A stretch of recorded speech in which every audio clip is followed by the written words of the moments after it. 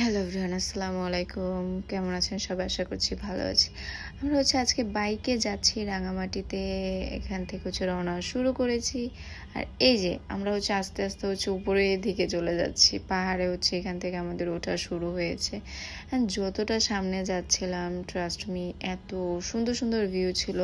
যেহেতু বাইকে যাচ্ছিলাম, আমার একটু ভয়ও লাগছিল, কারণ অনেক দূরের জার্নি। আমাদের অনেকটা সময় লেগে গিয়েছিল। রাস্তার মধ্যে বারবার ব্রেক দিয়ে দিয়ে যাচ্ছিলাম। আর এই বাইকগুলোতে একটু বেশি ব্যাক পেন হয়। আমার পেছনে পিঠে অনেক ব্যথা হয়ে গিয়েছিল।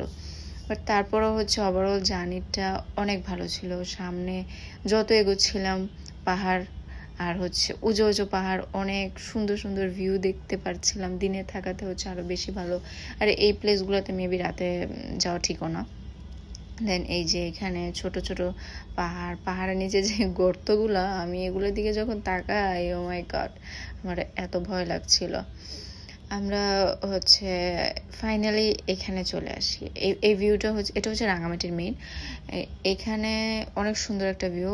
আমরা যখন গেলাম এখানে, তখন সবকিছু সবাই জানে অফ, বাট এটা অফ ছিল না। আমরা যাওয়ার পরে আর কেউ ছিল না। তারপরে যে এখান থেকে রাঙামাটি, পাহাড়ের মাঝখানে রাঙামাটি। বাই দ্য ওয়ে, এটা লিখলো কিভাবে? অ্যান্ড এটা রাঙামাটি ডে 2, পরের দিনের একটা ভিউ, সকালবেলার ভিউ।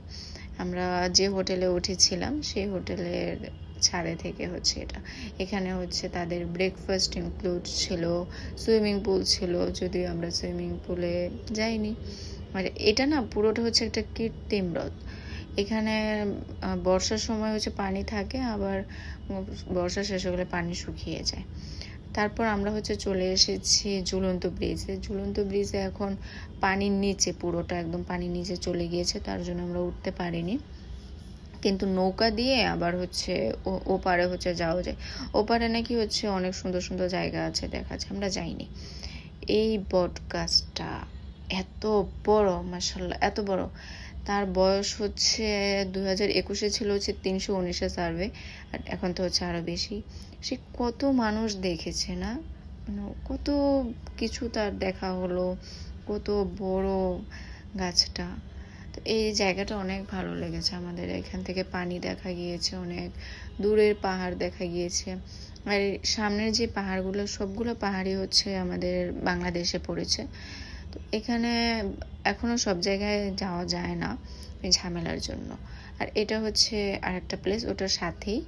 এখানে আবার ছোট ছোট কটেজ আছে থাকার মতো। আমরা তো প্ল্যান করছি নেক্সট যখন যাব এখানে থাকবো। এখানকার কটেজগুলো অনেক সুন্দর, কারণ সাথে এরকম কৃত্রিম হ্রদ রয়েছে। আবার যে কটেজের সাথে সুইমিং পুল আছে, খাবার একই জায়গায় সবকিছু এখানে আছে। এই ভিউটা দেখেন, এই ভিউটা দেখে দেখেই তো এখানে থাকা যায়। বিকেলবেলা আমার মনে হয় যে এখানে বেশি ভালো লাগবে। পানি, বাতাস, এক কাপ চা, কি আনন্দ।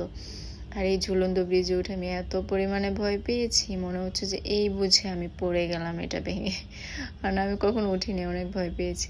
আর এই জায়গাটাতে তারপর আমরা চলে আসি। এখানে এসে কিছুক্ষণ বসি, একটু আইসক্রিম খাই, দেন চলে আসি। ওকে, বাই, টাটা।